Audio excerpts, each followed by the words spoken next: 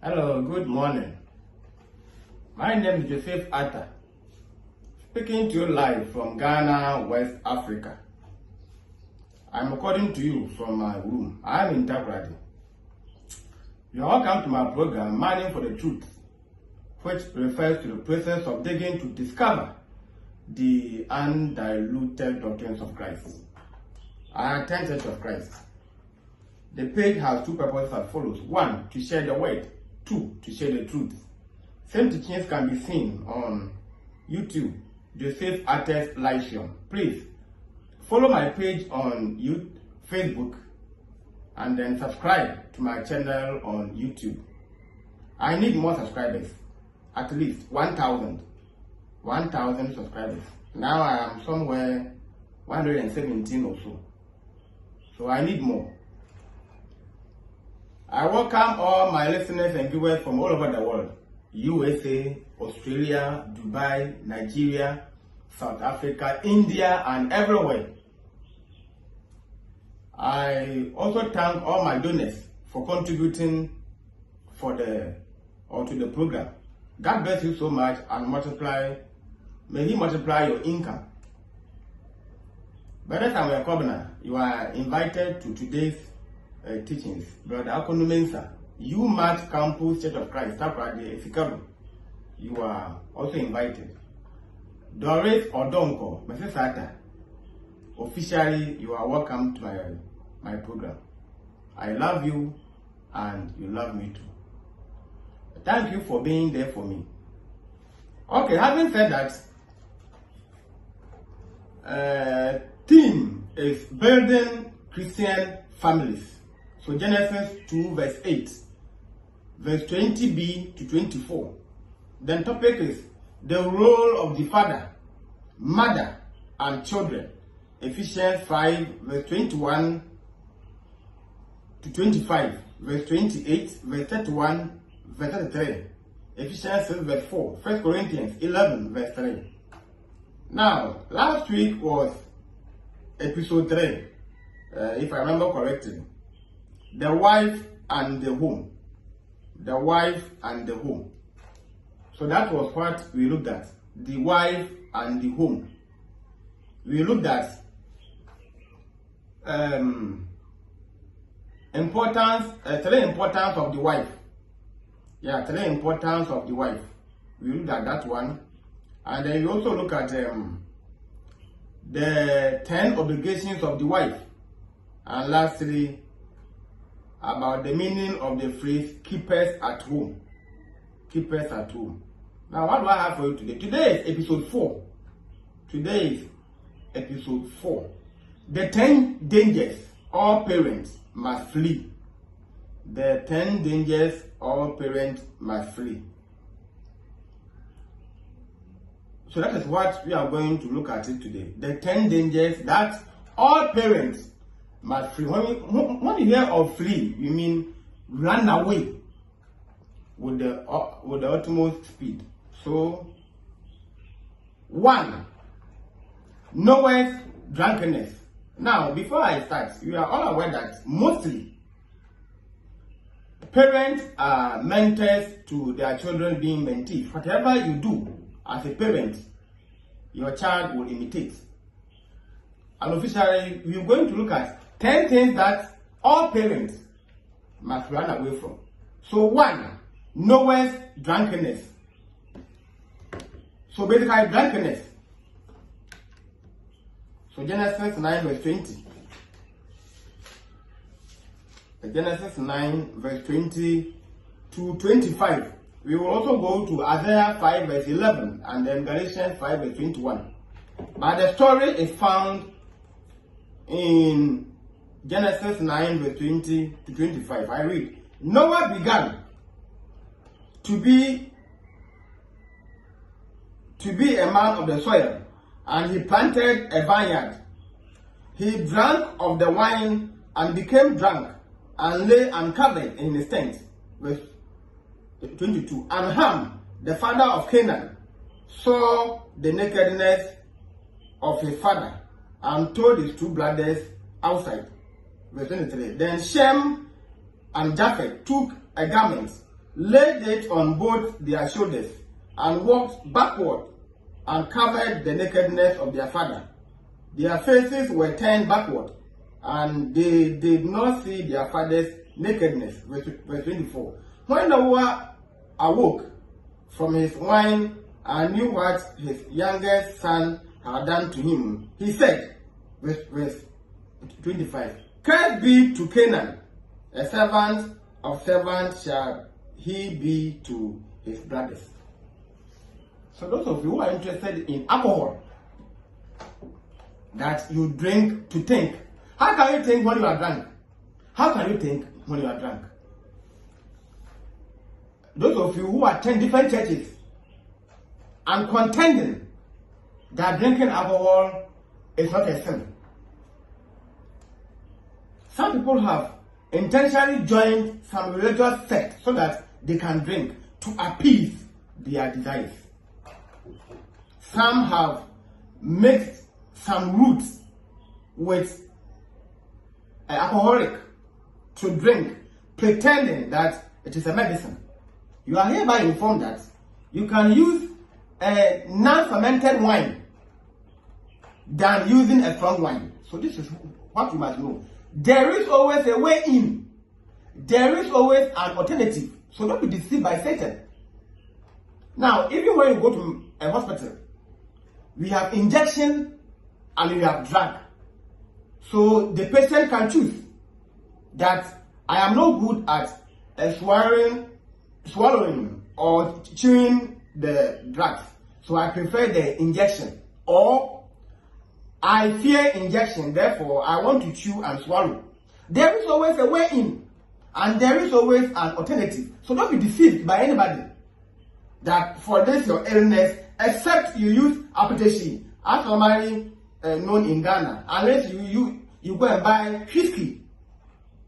You can equally use maybe some soft drink to prepare this same concoction to drink, and your illness will vanish. Be wise. And at the end, Noah was drunk and he slept naked. So Ham, he looked and then he watched. He saw and he watched his father's nakedness. But the other brothers, they were sensible. Shem and Japheth, of course, as custom demands, was wrong for a child to see the nakedness of a parent. Likewise, the parents were forbidden to see the nakedness of children. That's why they walked backwards, so that they won't even see their father's nakedness. But Ham watched. That's why Noah was annoyed, and then he had to curse him. I didn't know why he cursed him. Of course, maybe because it was against the custom. But it was his own fault. If he had not planted wine in the vineyard, or if he had not thought of planting a tree which will lead him to drink, maybe he didn't know because of ignorance. And those of you who are drinking concoctions of being mixed with whiskey, sometimes you get drunk and you misbehave. So the father or the parent must not drink. This goes to both the man and then the wife. At times when we mention drink, or when we mention strong drink, then we think that it is always to the man. No, we have women who are also into cocaine, into weed smoking, cigarette smoking, and boozing. So here is parents, plural, and not only one. 2, Lot's drunkenness. Lot, he also drank. Now let's go to Genesis 19, verse 31 to 38. So from Noah to Lot, sorry. Genesis 19, verse 31 through 38. I may not read all. I'll paraphrase it. I think I've done a course in the Pentateuch, so I know the Old Testament very well. So I know the story there. 19 verse 31 to 38. Okay, now,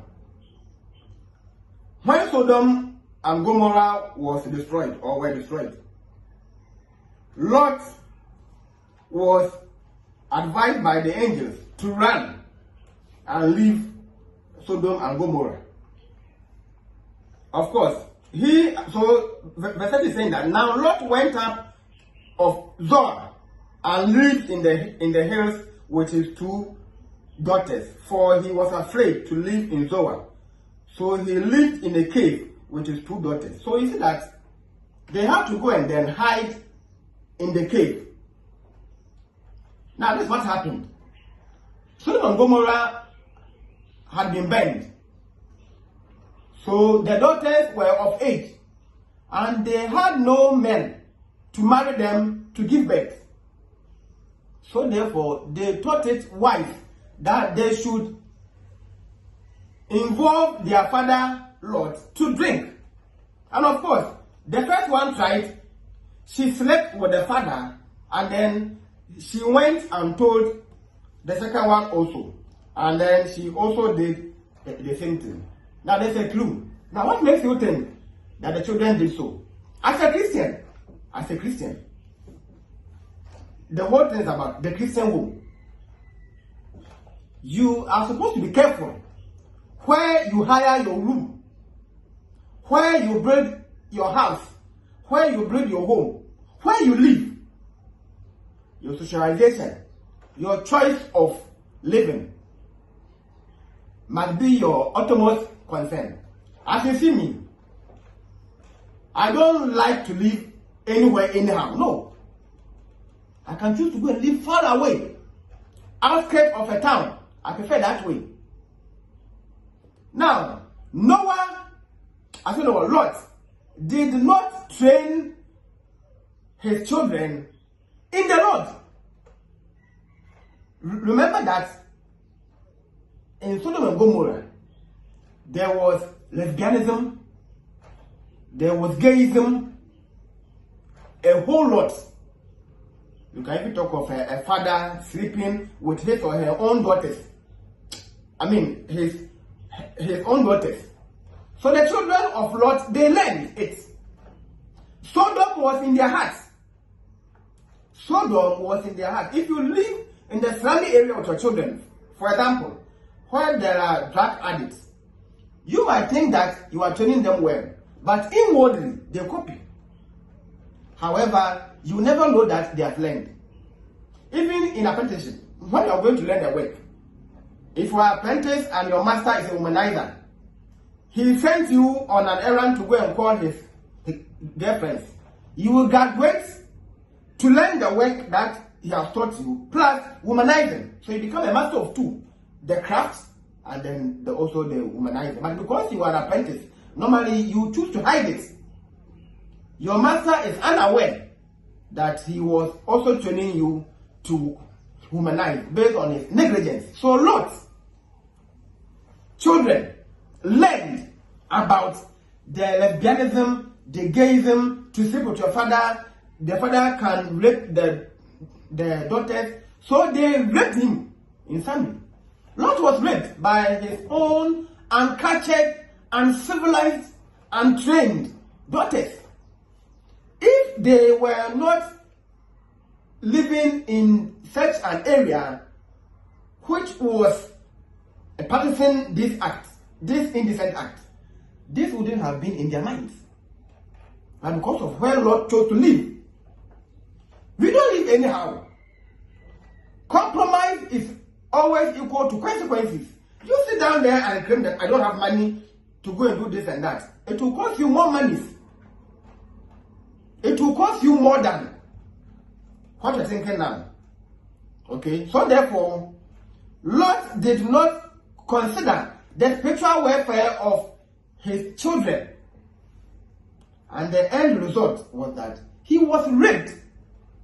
But they had to drag him first. Now, why did they use wine and not any other means? This should tell you that, or this should suggest to you that maybe Lot used to drink alcohol. We were all not there. But we can use common sense to justify that maybe. So number one, maybe he was a drunkard sometime. Remember, he was a businessman.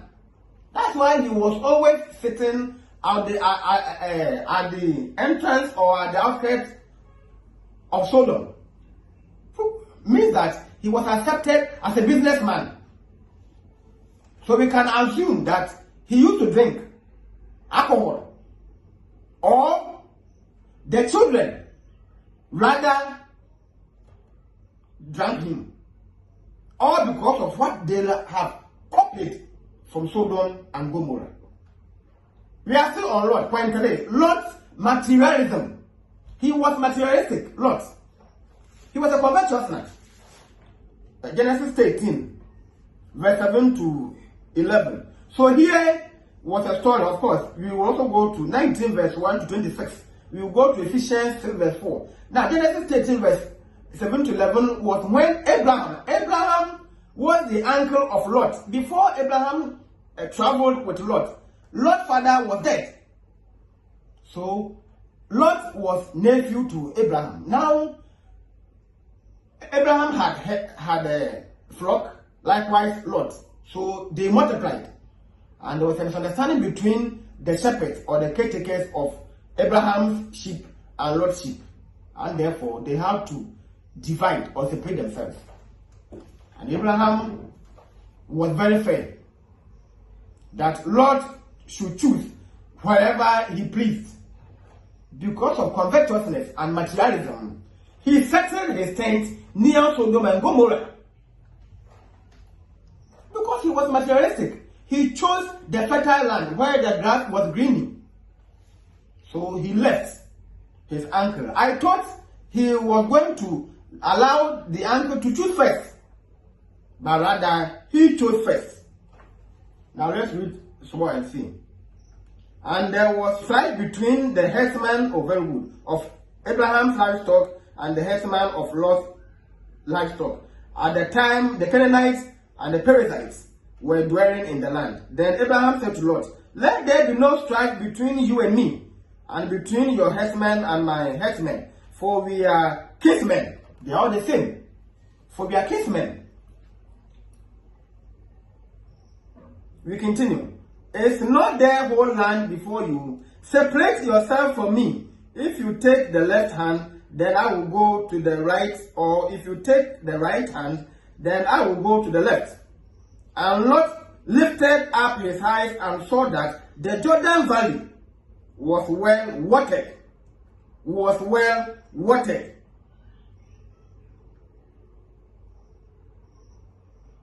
Everywhere like the garden of the Lord, like the land of Egypt, in the direction of Zoar. This was before the Lord destroyed Sodom and then Gomorrah. Verse 11. So Lot chose for himself all the Jordan Valley, and Lot journeyed east. Thus they separated from each other. So Lot went to east, and this east is Sodom and Gomorrah. He didn't think twice. Now we are still on Lot. Now I was surprised. He chose based on physical attraction. Once again we are saying that vision could be deceptive. Of course, Lot was deceived. He was materialistic. So his interest was carnal. He chose carnally. We are still on Genesis 19, verse 1 to 26.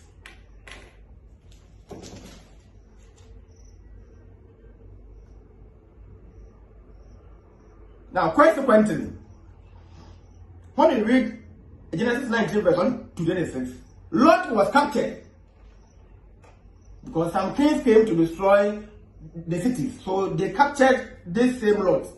And Abraham had to go to fight to rescue Lot. And in this same Genesis 19, verse 23. Now let's read 26. The sun had risen on the earth when Lot came to Zoar. Then the Lord rained on Sodom and Gomorrah sulfur and fire from the Lord out of heaven. Verse 25. And he overthrew those cities and all the valley and all the inhabitants of the city and what grew on the land. Verse 26. But Lot's wife behind him looked back and she became a pillar of salt. Yes. They were supposed to go without turning back. Do not look back, actually. Once again, when you were a father or if you were a parent and you are the corrupt type, your descendant will suffer. So consequently, the wife looked back. Why? Maybe because of what she was leaving behind. You are never informed that they had lived there all their lives. And because Lot was a businessman, they had accumulated a lot of wealth. And you know, women and covetousness. The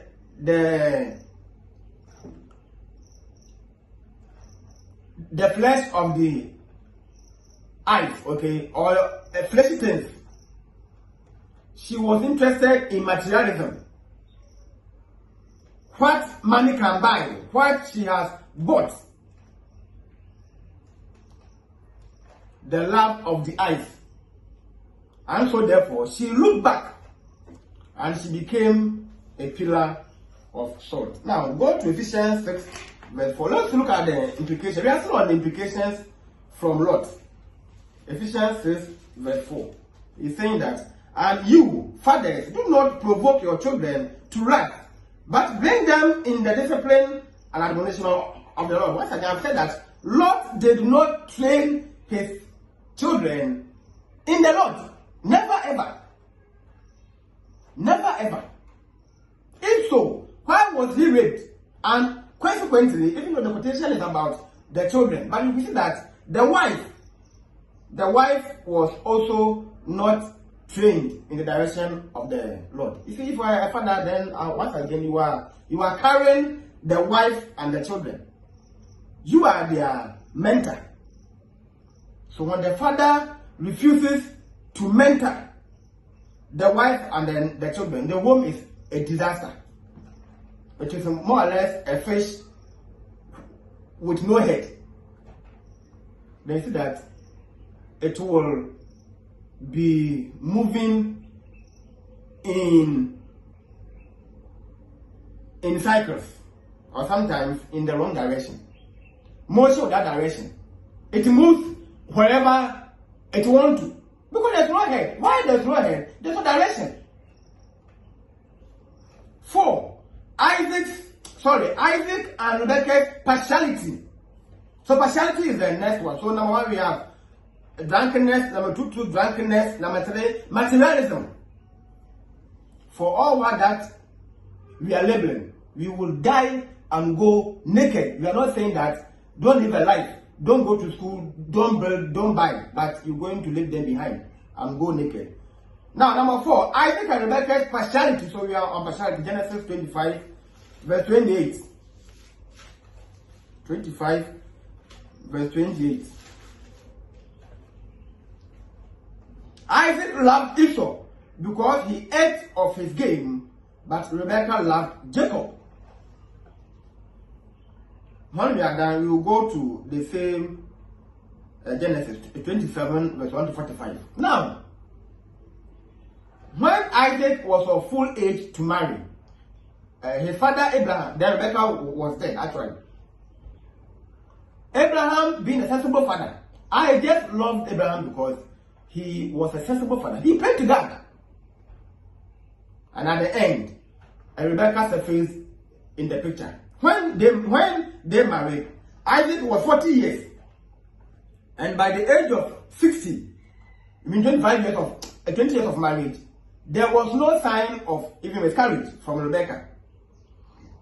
Isaac being a sensible man, he didn't blame Abraham, his father. He didn't blame God. He didn't blame Rebecca. He blamed no in-law. He rather went on his knees and prayed to God on behalf of Rebecca. Now, by common sense, he prayed for both of them. And God answered his prayer by giving them Jacob and Esau. So Rebekah became pregnant with Jacob and Esau. Unfortunately, Esau was a hunter. You can say Jacob was a farmer. And you see, by hunting, he killed different animals. And his food was tasty to the father Isaac. So Isaac loved Esau because of his hunting. And Rebekah also had to choose Jacob. So they chose sides. So what happened?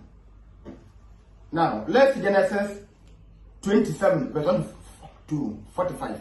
Isaac had grown and he was visually impaired. I would say that his vision was impaired. It was time for him to bless, and he wanted to bless Esau. So he told Esau, go and kill, come and prepare my favorite meal, then I will bless you. Now Rebekah heard this. So they killed an animal, and then the coat, or I would say the leather or the skin, he put on. You see, Esau was hairy. Esau was hairy. He was so hairy, but Jacob was not. That's why that's why Rebekah told, no, that's why Rebekah and Jacob, they killed an animal and then used the skin, okay, to further dress Jacob, so that when he was held by Isaac, he will feel, or he will felt the hairy nature of Esau. And even with this, Isaac was uncertain that though Jacob was dressed with animal skin, but he was still uncertain. You can say he knew that there was no Esau but Jacob, but however, because of his eyesight, and therefore, before Esau returned with his skill, then his brother Jacob has taken his blessings. And this became a civil war. When I say civil war, I would say, sorry, family war. So Rebekah had to send Jacob away from the home. In fact, Esau was looking to kill Jacob because he had falsely taken his blessings. Now, initially, the same Esau, because of hunger, sold his birthright to Jacob. So this should tell you that Jacob was a covetousness. He was a cheat, and he anticipated to be the first. Why? All this came about because of choosing sides, partiality. In the home, when you give birth to twins, to triplets, to quadruplets and others, or even one child, there should not be a partiality. Do not be partial. Do not be partial. Don't be partial. You must love them equally. For example, you want a boy, and then the wife gave birth to a girl. It is not their fault. We are not God. We can't cheat nature. At times, you even go to a hospital. You know, these doctors and their life.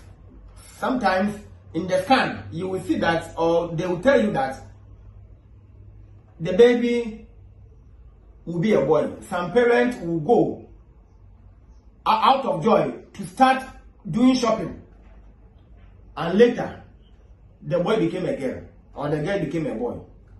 So you see that they will be angry. Or sometimes the man has more properties, or mostly all men prefer to give birth to a son as a first child. So when the wife gives birth to a girl child, hey, then there's a problem in the home. If we're not careful, the wife is a nuisance to the husband, likewise this child being a girl. And therefore, there's partiality in the caretaking of the child.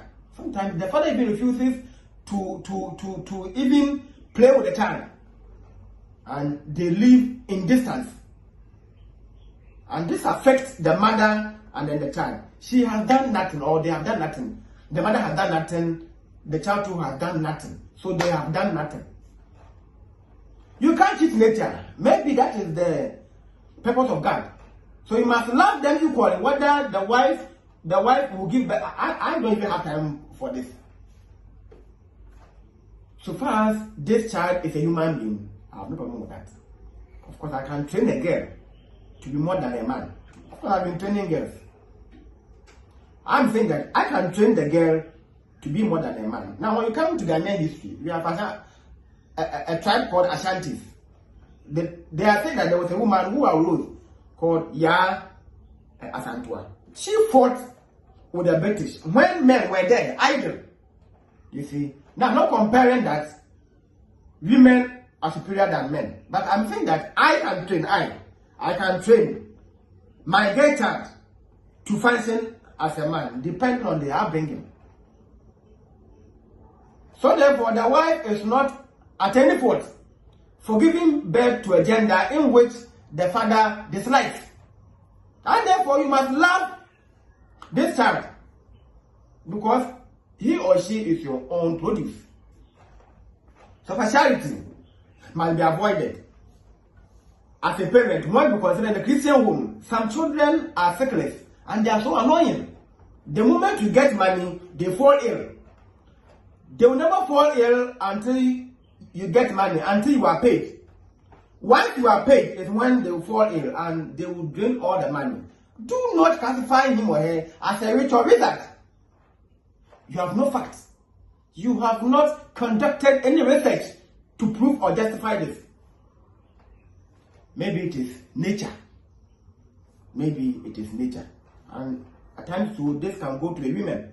Once there's money, she starts to fall ill. And she will fall ill and ill and ill until you exhaust all the money. She could be a rich.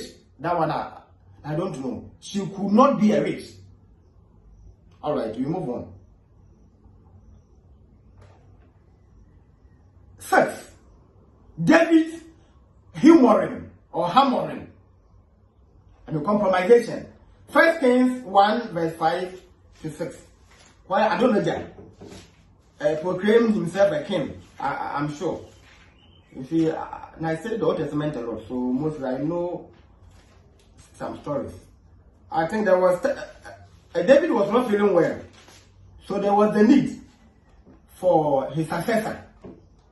And because of pride, I will read in case I am mistaken. 1 Kings 1 verse 5 and 6.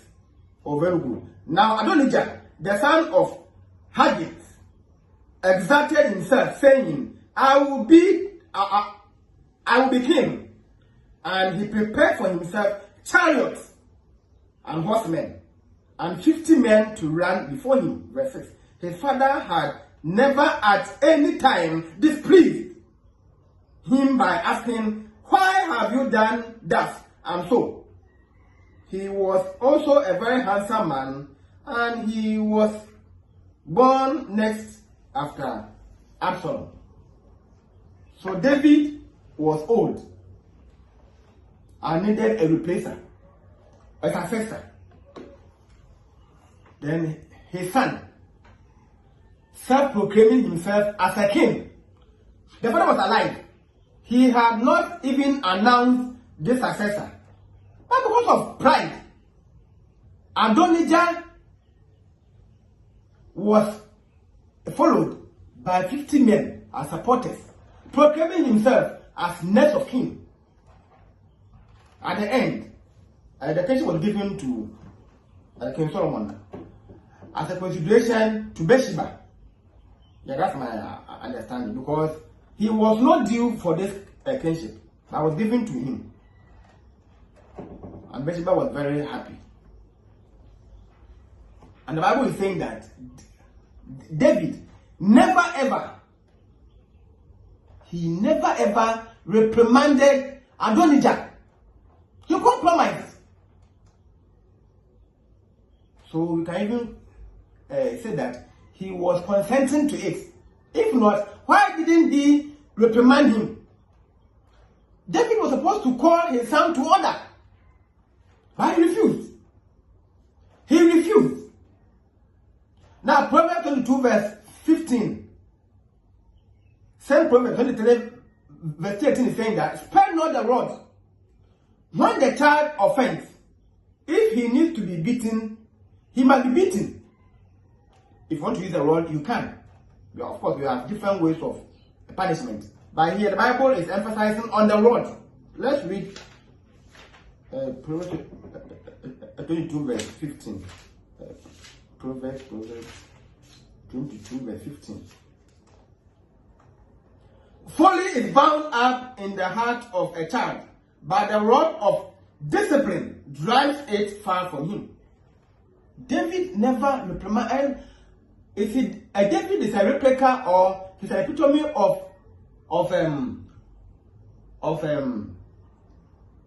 irresponsible parents. He was never responsible. I never saw David reprimanding any of his children in the Bible. They would fool, and then he compromised. And clearly, we have read in 1 Kings 1 verse 6.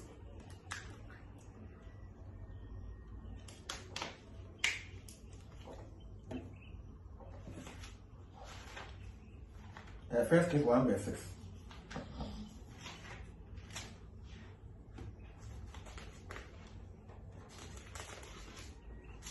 Which says that his father had never at any time displeased him by asking, why have you done thus and so? He feared to question.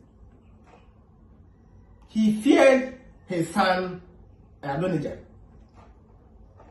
So we say that David hammering. 7. Jehoram's marriage. And before I even go, Jehoram succeeded his father Jehoshaphat. Unfortunately, he married the daughter of Ahab, whose wife was the wicked queen Jezebel. And you are aware that Jezebel hunted and hunted the prophet of God.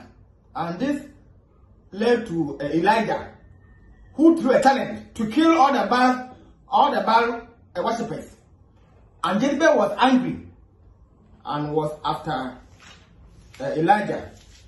She wanted to kill him, but in some ways he escaped. You can read from, I think, 1 Kings 18 verse 40 upwards, and then 1 Kings 19. If you go to my previous sermon, I think I gave a sermon on it. What are you doing here? I'm sure. Yes, I used this story for a sermon. It's a very beautiful sermon. So let's read more and see, before people might think that I am just speculating.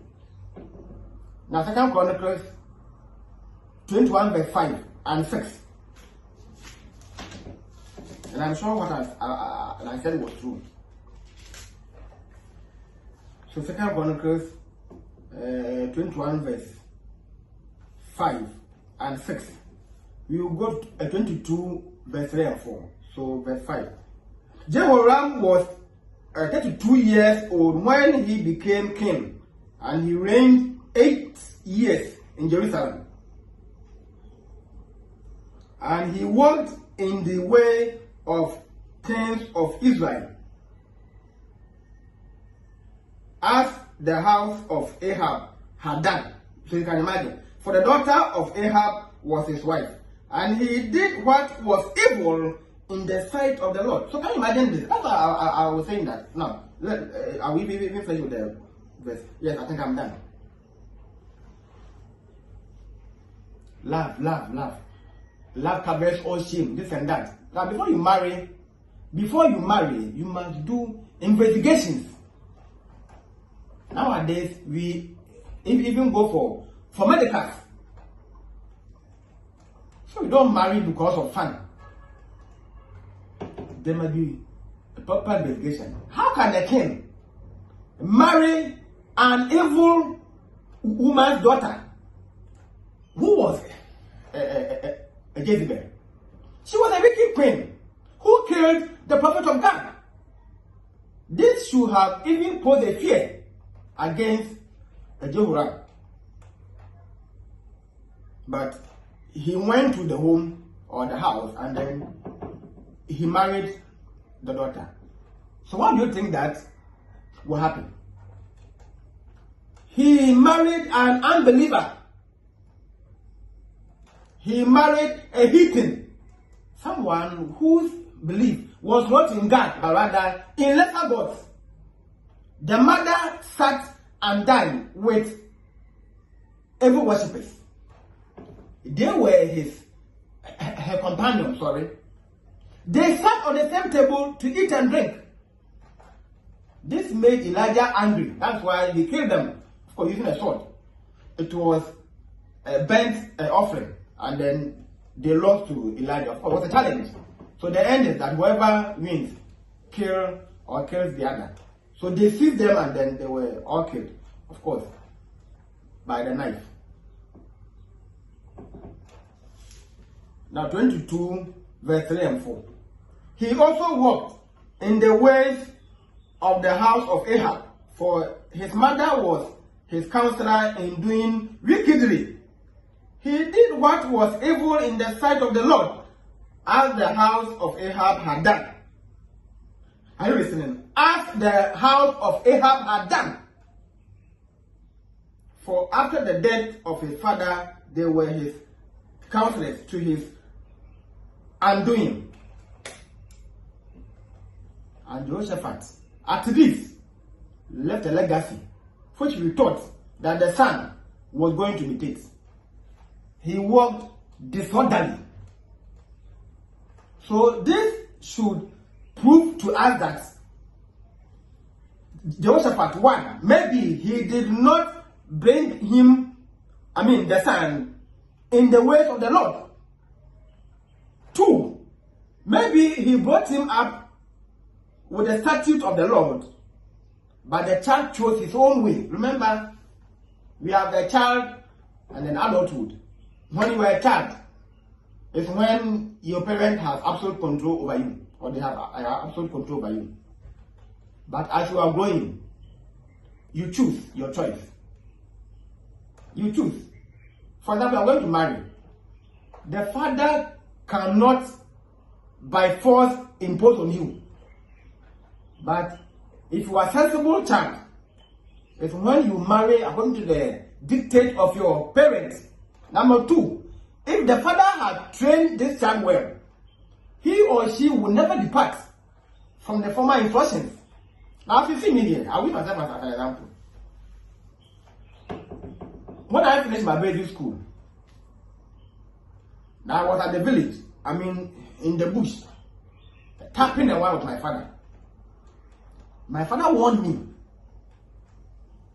to refrain from womanizing, from drinking, from betting, playing of drafts, cards, ludo and others. Even football. He banned me because I was coming to learn work as an apprentice.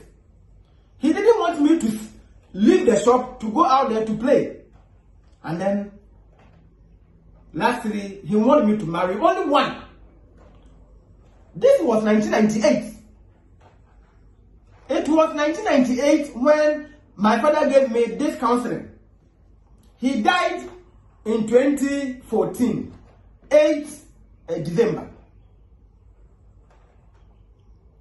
And 1999, I came to Takoradi to start learning work under my master and father, Daddy Ishem. May God bless you so much, Dad.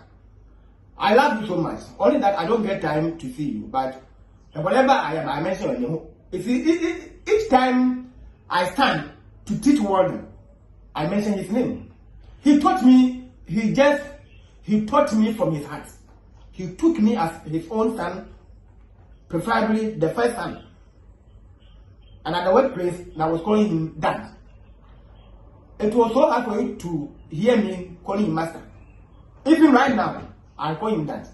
So back at the workshop, his friends thought I was their youngest child.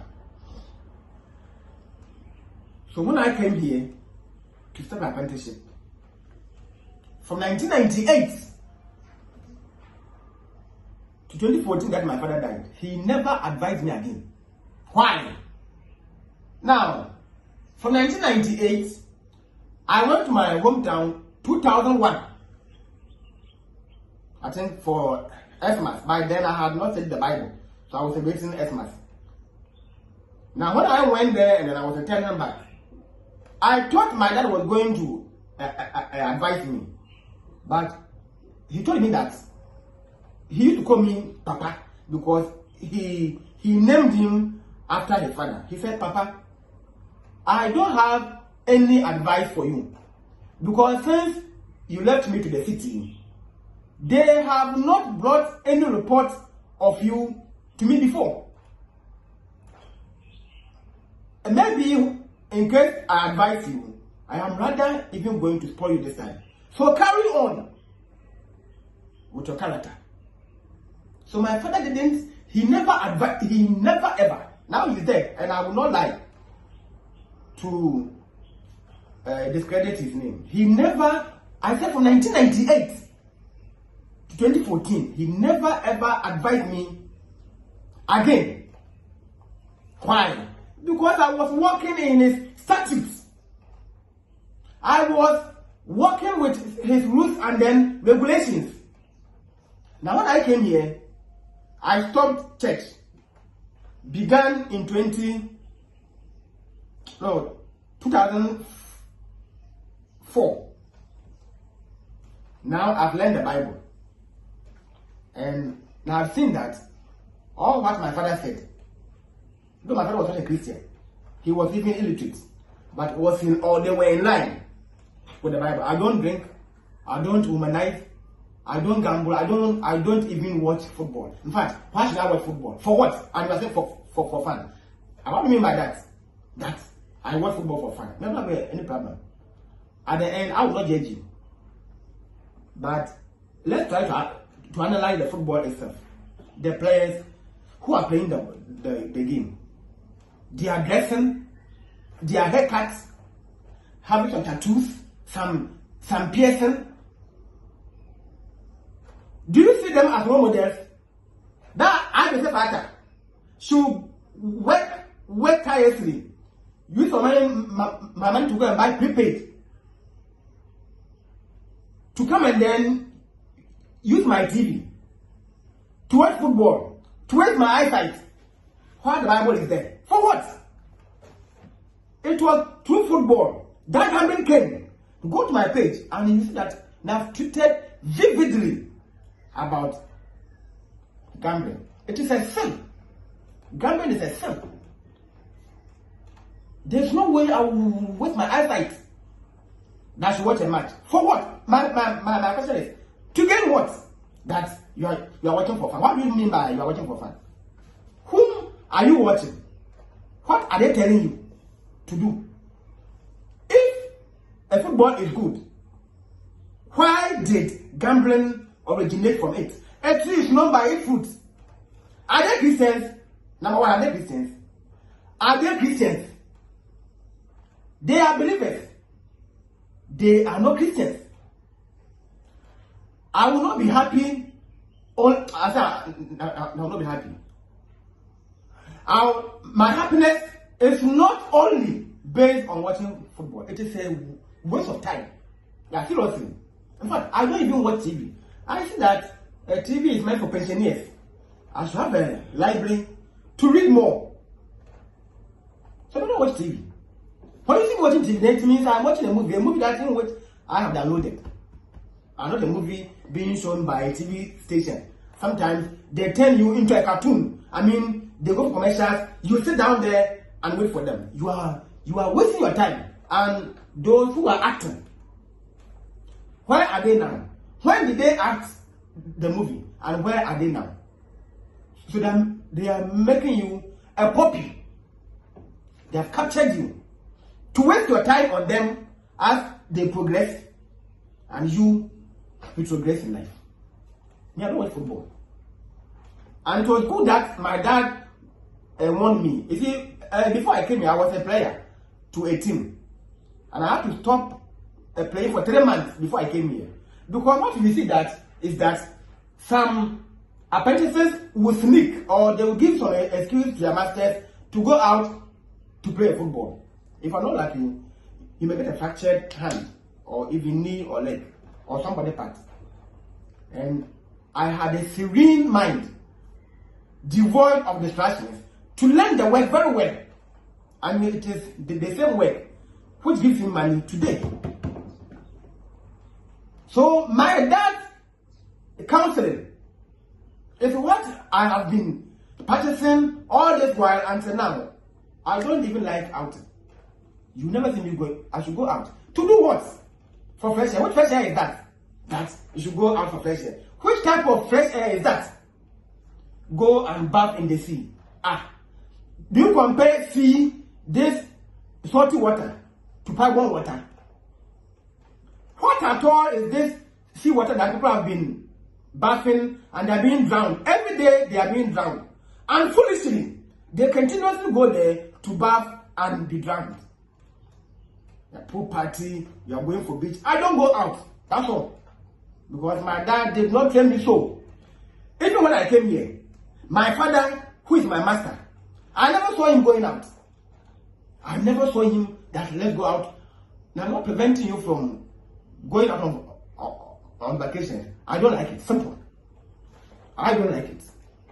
So here, we are saying that maybe Jehoshaphat refused to train his child the statute of God, or the child chose his own way. The child has the right to redefine his future. But if he's a sensible type, he must live under the dictates of the parents. And this will make you a sensible son, and then a profitable one as such. Mostly when we deviate, we digress. And the rest is compromise, of course, to consequences anyway. Now, 8. Abraham's lack of authority. Sorry, I think I skipped one. So, point 5. Okay, so it's okay. Now I have jumped one, but you don't worry, very soon. Now, before I come here, let me even go to Jacob's partiality. In fact, point 4 is Isaac and Rebecca's partiality, and point 5 should have been Jacob's partiality, but don't worry. I think I tweeted David's humoring and then Jeroboam's marriage. There's no problem with that. So point 7, Jacob's partiality. Now Genesis 37 verse 3 and 4. Genesis 37 verse 3 and 4. I will read it and explain. Of course, the story I even know it. Now, the first wife of Jacob was supposed to be Rahel. Cheats are also cheated, as he cheated his brother Esau. So also he was cheated by his in-law. He spent 7 years. Of course, Rahel was a shepherdess, and Jacob met her on the field, and instantly he fell in love with her, wanting to take over her work. So they went to the father's house. Remember, Rahel's father was Rebecca's brother. So actually, Jacob's uncle died. He loved Rahel. Then the uncle said, or the in-law said, you have to serve me 7 years, which he did. On the night of the wedding, because of the veil, Leah was substituted for Rahel because the old must marry before the young, as their custom demanded. Jacob was tricked by the in-law, and when he persisted that he wanted to still marry Rahel, he was to serve additional 7 years. So he served 14 years before he got Rahel to marry. So this should signify agape love. The love of agape, agapo, if you want, I mean, as the Greek would suggest. He loved Rahel immensely, madly. He was madly in love with Rahel. though Leah was so beautiful, the Bible is saying that she was ugly, Rahel was beautiful. And therefore, by mocking, Rahel's womb was closed by God. And God opened Leah's womb. So he was giving birth anyhow. In turn, Leah was mocking her younger sister Rahel. And by God's grace, Rahel also gave birth to Joseph. Now Rahel died, of course.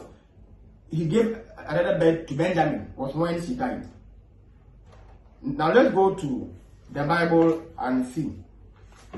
Genesis 37, verse 3 and 4.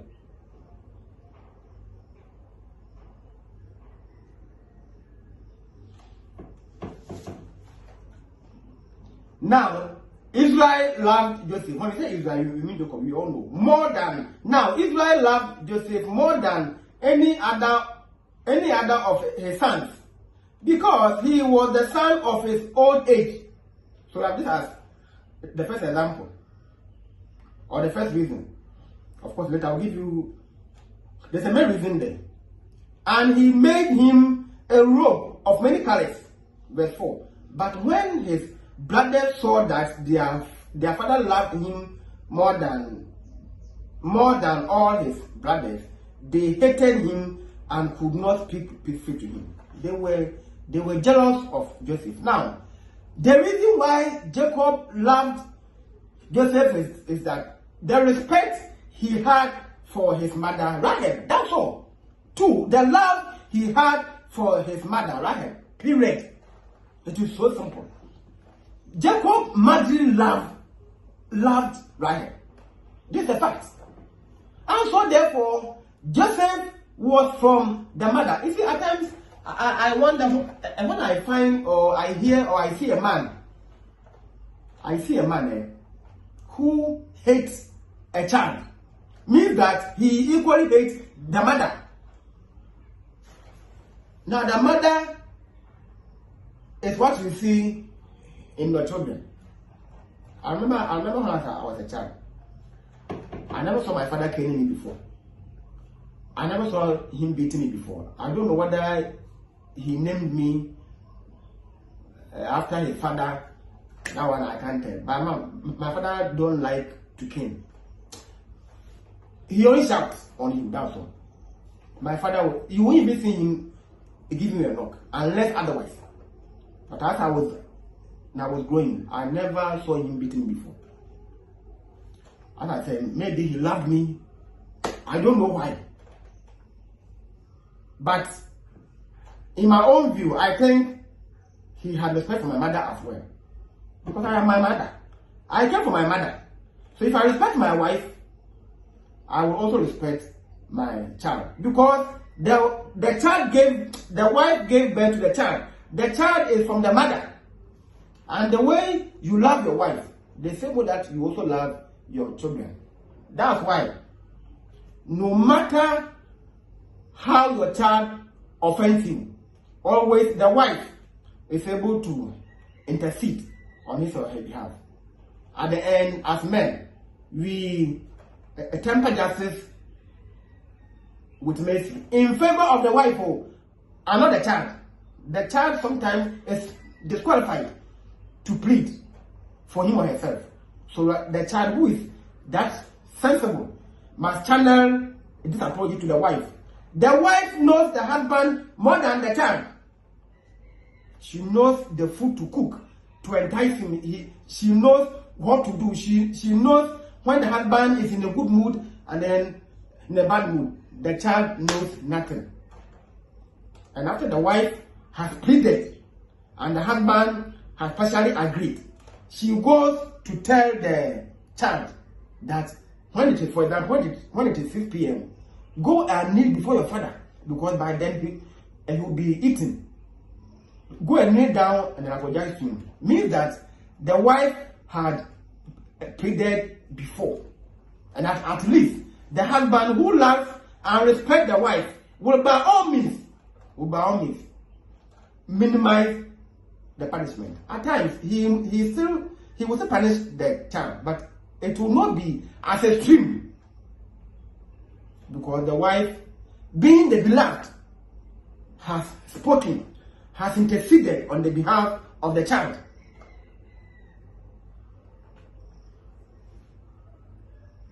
So here we are saying that Jacob loved Rahel. That's why he favored, or he loved Joseph the most. I think this would have reminded him of his wife almost every day. So when you find that some parents have refused to maybe beat their child, I'm not saying they should spoil the child. Sometimes, number one, based on the person that they named this child after. Number two, maybe the respect that the mother has for the husband, or the husband also has for the wife. And you're hereby informed that Cain never reforms a child, in case you are not aware. Even though it's in the Bible, of course, I'm not condemned. If I was not Cain before, my father never came me. So what do you mean by you came to reform? In my own view, I disagree that unless I pay my child before he reforms, I disagree, because I was not Cain, and I am not a bad person. People, the boys who have been living recklessly, I'm not saying that I'm better than them, and I'm not saying it to better myself, but I am not like them, betting, womanizing, into Freemason, alcoholics, and a whole lot. No, betting, no. I'm not like them. All right. Now, point 8. Abraham's lack of authority. In Genesis 21 verse 14, we see that it was Sarah who controlled the marriage home and was wrong. Sarah was controlling the home. Genesis 21 verse 14. So Abraham rose early in the morning and took bread and a skin of water and gave it to Hagar, putting it on her shoulder along with the child, and sent her away. And she departed and wandered in the wilderness of Beersheba. So Hagar and then Ishmael. Can you imagine this? It was this same Sarah. Of course, you don't say Sarah. Sarah, it means S-E-R-E. It's S-A, so Sarah. It was this same Sarah who gave Hagar, her servant, to Abraham to sleep with, because this Sarah was barren, and she gave birth to Ishmael. Lo and behold, Sarah also gave birth to Isaac. So what do you think? Now I have my own, and I wouldn't want a Hagar to beat my child. I wouldn't want her to look at him in some way. I wouldn't want Ishmael to fight with Isaac. She wanted her own. She was very, in fact, in the Bible, Sarah means someone who is very jealous. 2, Sarah means someone who is impatient. I think I have time to treat about Sarah. I'll plan and then teach about Sarah. She was impatient and very jealous. That's why she insisted that the husband Abraham must sack Hagar and Ishmael. And the Bible is saying that she was even overloaded, and she was wandering with the child in the wilderness. Of course, God had to intervene, you see. But of course, in the Bible, we are aware that the son of Jacob, of Abraham, is Isaac. He could not control the home. Rather, he was controlled by the wife. Last week, I said that any wife who controls the husband becomes a rebel leader. This is pride. And pride is sin. It was pride that turned the engine into devil, and he fell. He fell once and for all. In the home, the wife does not lead the husband. The wife the husband. No. We are not saying that the husband must turn the wife into a slave or a househelp, but by order of hierarchy, Christ, husband, wife, and children. I'm not Christ, wife, husband, and children. The wife takes instructions from the husband, and then she passed on to the children. So the children and then the wife are ruled by the husband. And of course, the husband also subject to Christ, as Christ also subjects to the Father, being God the Father, the one above. You see? So, Abraham lost his authority in the home, and thereby the wife took over. The end was a disaster, was a jealousy. He should have called Sarah to order. He sacked Ishmael and Hagar since Sarah commanded.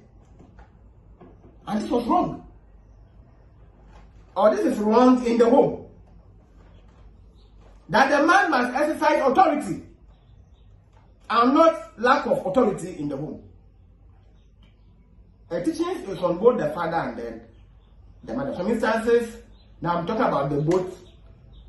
Some instances too, it is only one. Now, point 9. Eli's toleration. Toleration. Now, this Eli was a priest. And we are all aware that when Hannah was barren, he promised to give. Now, she promised, that when she conceives, this child will be dedicated to the Lord. You are hereby informed that Eli was the high priest at the temple, where Hannah mostly went to worship. Now, let's go to 1 Samuel. At times, I prefer to read because we are learning. I know that I'm telling a story. Now, 1 Samuel 2, verse 22 to 25. Now, let's see. Now, the father, being Eli, was a priest. Now, let's see his children, their behavior. Somebody saying that Eli's toleration. So, 1 Samuel 2, 22 to 25. Let's see what we have. Now, Eli was very old, and he kept hearing all that his sons were doing to all Israel, and how they lay with the women who were serving at the entrance to the tent of meeting. And he said to them, "Why do you do such things? For I hear of your evil dealings from all those people." Verse 24, "No, my sons, it is not good report that I hear the people of the Lord spreading abroad." Verse 25, "If someone sins against a man, God will mediate for him. But if someone sins against the Lord, who can intercede for him?" So here was a question. But they will not listen to the voice of their father, for it was the will of the Lord to put them to death. So you see, the father was a priest, and the sons were sleeping with the women who were cleaning or serving at the temple. So you can imagine this. Nowadays we have the chiefs, the preachers' sons, the pastors' sons, who are sleeping with the congregation members, causing abortion with them. And it is covered because the father is a preacher, the father is a pastor, the father is elder, a deacon, a prophetess, child, a president, child, for assemblyman, people of high profile. At the entrance of the temple, can you imagine this? Temple of God, where God dwells. They did not imitate their father. And once again, I cited the story of my father the way he counseled me. I will assume that it was their father Eli, who did not encourage them well. Now, when a car gets accident, you blame the driver. Anytime there's an accident, we blame the driver because he was handling the steer. So the driver does not allow himself for a passenger to distract him with some political talks, maybe a balanced debate, some quarrel. No. Your duty is to man the steer. The safety of yourself, the bus, the car, or the passengers, including pedestrians and all those who are walking by, are in your hands. That's why when a car gets accident, we blame the driver. When children spoil in the home, we blame the parents. You have no excuse. No excuse. No driver can justify himself by saying that I was being distracted by the passenger. It means you don't know your work. If this passenger is fooling, you drop him down, give him his money to go with his or her Ghanaian troubles or his troubles elsewhere. Then you can have a serene atmosphere, serene mind to drive or to continue the journey. I myself, by force I like to. By force I'll get you down. Yes.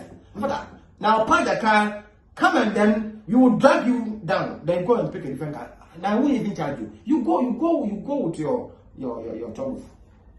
So that the whole, because normally you don't take the car.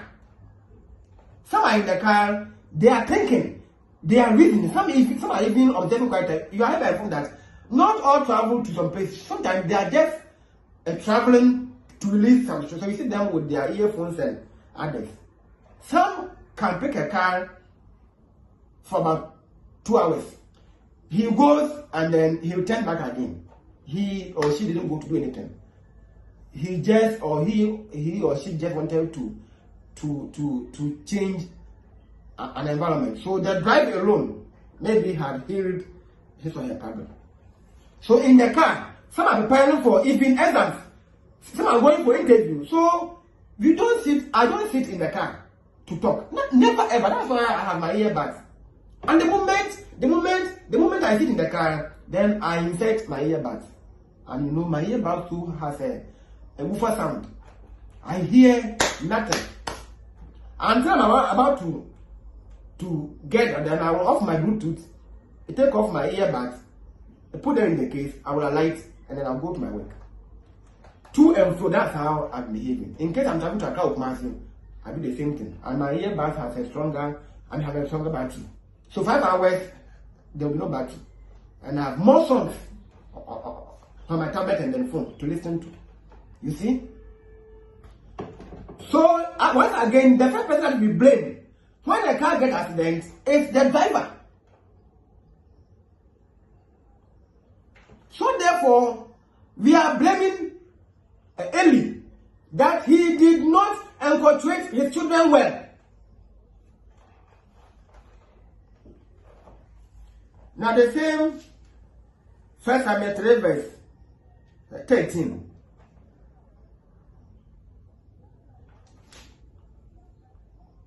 And I declared to him that I am about to punish his house forever for the iniquity that he knew, because his sons were blaspheming God, and he did not restrain them.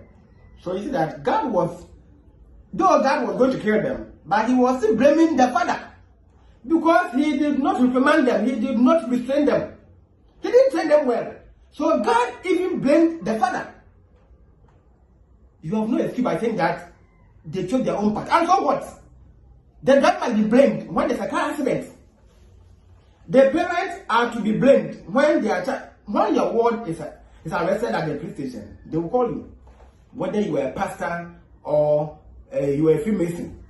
They will call you because your son or your child has been caught or has been arrested. So you go there. Sometimes when he runs away, they imprison you. And you'll be there until this time returns. If he travels elsewhere, you will die there, or you're going to serve his sentence in there. So this call for a one that if you're a father by force, you must try as much as you can to train your children very well. Or when there's a misfortune, it goes and goes and goes and goes and comes to you. If you go to Ecclesiastes 12 verse 1, it is saying that, remember now thy Creator in thy youth. Early children did not remember their Lord in their youth. They were using their strength to rape. They used their strength to rape. So no wonder why Samuel learned after the dictate of Eli. So you can see that even someone's son benefited from the father than his own children. So you can see, I'm sure they were even mocking Samuel as he was cleaning the temple, pretending to be holy and others. I'm sure they mocked him. They made fun of him. Now these sons were killed by gun. They died. But they are blaming the father for being irresponsible. Now 10, being the last one. Samuel's lack of enculturation. So this child Samuel, who was given to Eli, being as his mentee. So we are saying that Eli was the mentor and Samuel was the mentee. We thought that Samuel was going to learn some senses from the foolishness of his master's sons. Now let's see what Samuel's sons also did when they grew. So we think that Samuel's lack of enculturation. 1 Samuel 8 verse 13. Verse 3, sorry. Yet his sons did not walk in his ways, but turned aside after gain. They took bribes and perverted justice. Hallelujah. You sit down there and then see me as a joker. There is nothing happening now which has not happened before. You read this in the book of Ecclesiastes. They gave them the children being stubborn, sleeping with their own mothers, killing their fathers, has happened before.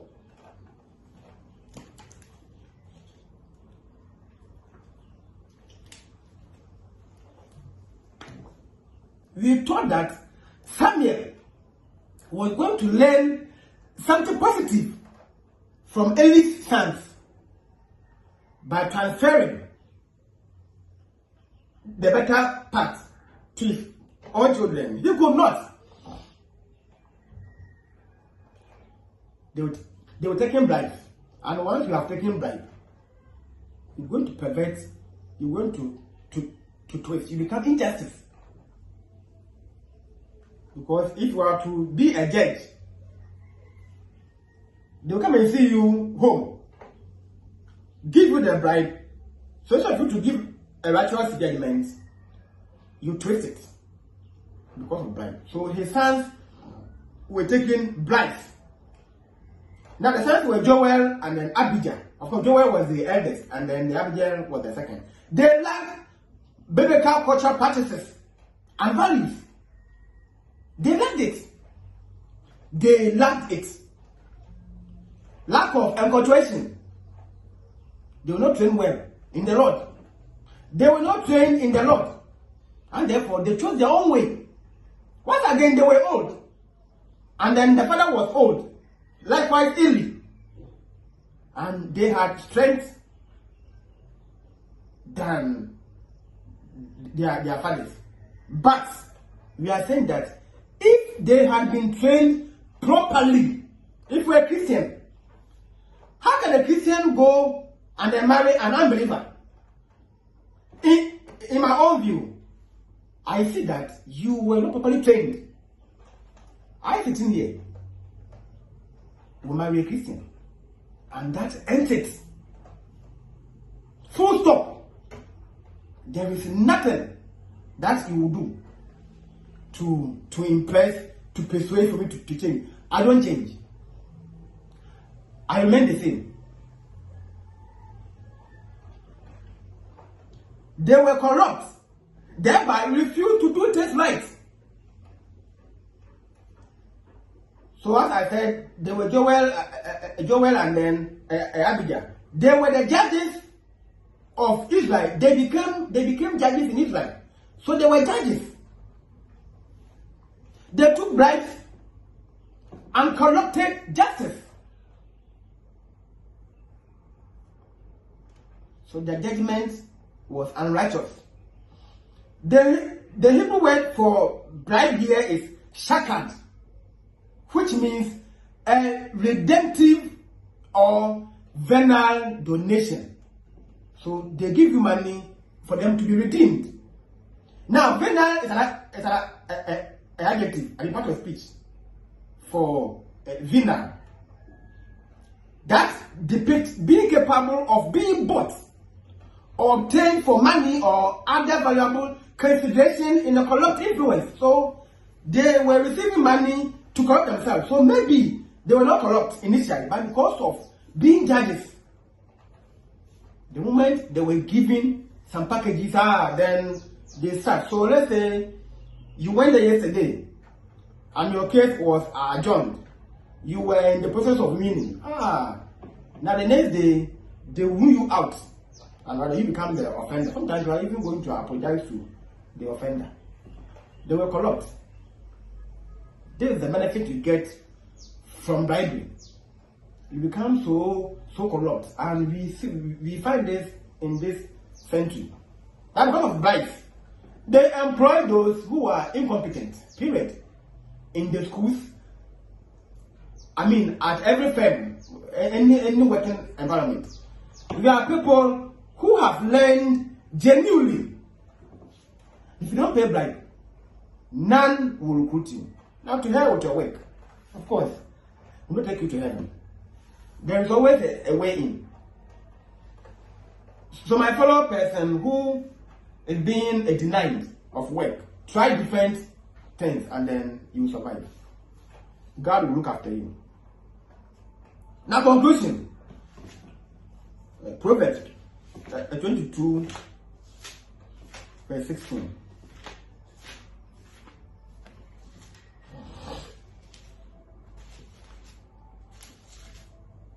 Okay, I read. Train up a child in the way he should go. Even when he is old, he will not depart from it. Even when he is old, train up. Train up. The Bible didn't say trained. Train means that it is a continuous. Train up a child in the way he should go.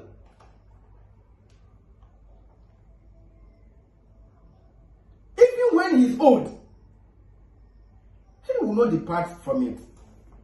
Now, God blesses to all fathers who have successfully trained their children to walk in your footsteps, even though they are old. Sometimes you go to some churches, you see that the preacher has the children, they are also good with the Bible, or they live some kind of exemplary life. At times, the eldest son is a son's leader. I mean, I'm making reference to some of my churches, not necessarily a precise church. So the eldest son is a son's leader. He can give a sermon. When their daughters, they help with church work. It's that it is so beautiful. As a father, you enjoy. In fact, you will enjoy. This is the joy of marriage. That your children did not become fools to disgrace you, but that they are wise to honor you.